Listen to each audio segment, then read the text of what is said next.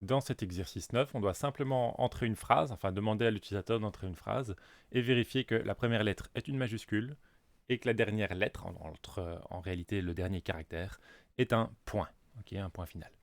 Eh bien, donc on va faire ça. Donc on va écrire une méthode main. On demande une ligne à l'utilisateur, donc entrer une phrase, et je vais lire cette ligne avec la méthode nextLine. Alors, on va mettre ça dans une variable, donc je vais l'appeler ligne, et je vais vérifier que le premier caractère est une voyelle, alors, non pas une voyelle, une majuscule, donc je vais écrire quelque chose du style E majuscule, et je prends le premier caractère de ma ligne. Donc si ça c'est une majuscule et que le dernier caractère est un point, alors vérifier si c'est un point, ça c'est assez facile. Donc je vais aller prendre le dernier caractère, n'oubliez pas, c'est line.length moins 1, ça c'est la position du dernier caractère, et je veux que ça soit égal à un point. N'oubliez pas, c'est un caractère, donc il faut mettre entre guillemets simple. Donc si ces deux conditions sont vérifiées, à ce moment-là, et NetBeans souligne en rouge le E majuscule puisque clairement j'ai pas encore décrit cette méthode, et il souligne aussi en rouge le line parce que j'ai oublié le G puisque j'écrivais en français, voilà.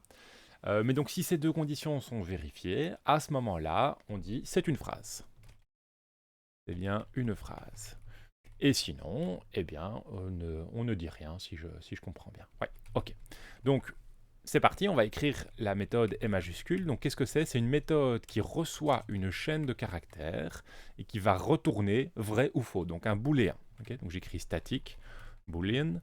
Je reçois une chaîne de caractères, donc je vais l'appeler CH pour chaîne. Et je dois regarder. Ah non, pardon, je reçois non pas une chaîne de caractères, je reçois un caractère ici. C'est marqué, c'est char 0. Donc c'est vraiment juste un caractère et je veux savoir si c'est une majuscule. Ok. Donc je reçois un caractère et je veux vérifier que il est entre A et Z en gros. Alors il y a plusieurs techniques pour vérifier si c'est une majuscule. Ici je vais faire très simple, je vais comparer l'entier C, je vous rappelle que les caractères sont en fait des entiers en Java, et je vais vérifier qu'il est plus grand ou égal à l'entier A, et plus petit ou égal à l'entier Z. Ok. Et si c'est le cas, alors je retourne vrai, sinon je retourne faux. Ah bah du coup, je peux simplement retourner cette condition-là. Ok. Donc voilà, ici j'ai une méthode M majuscule. Alors on va l'essayer tout de suite. Je vais lancer ceci, je vais écrire bonjour, il me dit rien du tout puisque j'ai terminé ça par un point d'exclamation. Alors je vais écrire bonjour avec un point, et ça c'est bien une phrase. Si par contre j'écris bonjour avec un point mais sans majuscule, il ne me dit rien. Ok. Alors on peut tester et on va voir que par exemple si j'écris à nous, rien ne s'affiche. Pourquoi? Parce que ce A avec accent n'est pas considéré comme une majuscule par le code qu'on a écrit. Okay. Donc voilà. Et la raison de ça, c'est que entre le caractère A et le caractère Z, il y a littéralement les 26 lettres de l'alphabet, A, B, C, D, etc. jusque Z, et il n'y a pas les caractères accentués. Les caractères accentués sont ailleurs. Donc malheureusement, ce code-ci ne fonctionne pas, mais c'est pas très grave.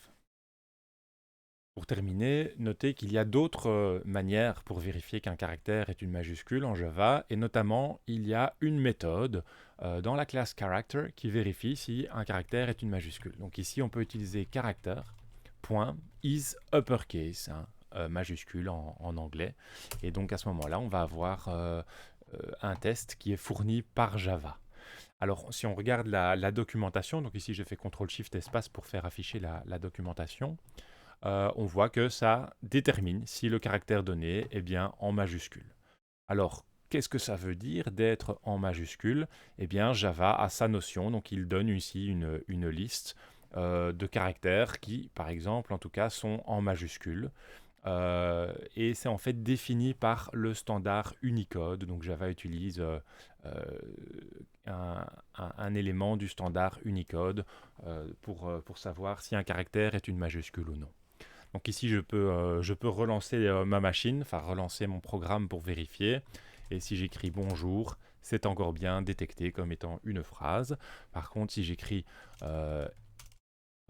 à tous, comme je l'avais fait tantôt, là malheureusement, ça n'est pas encore considéré comme une phrase.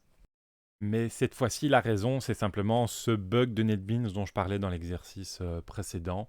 Et donc, si je vais prendre... Hop là. Alors, attendez, je vais juste faire un tout petit peu de place. Voilà.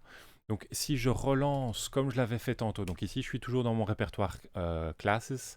Si je relance Java comme je l'avais fait tantôt, en mettant TD5 exercice 9, et que j'écris à tous avec un point, cette fois-ci c'est bien détecté comme une phrase, hein, quel que soit le sens dans lequel je mets l'accent d'ailleurs.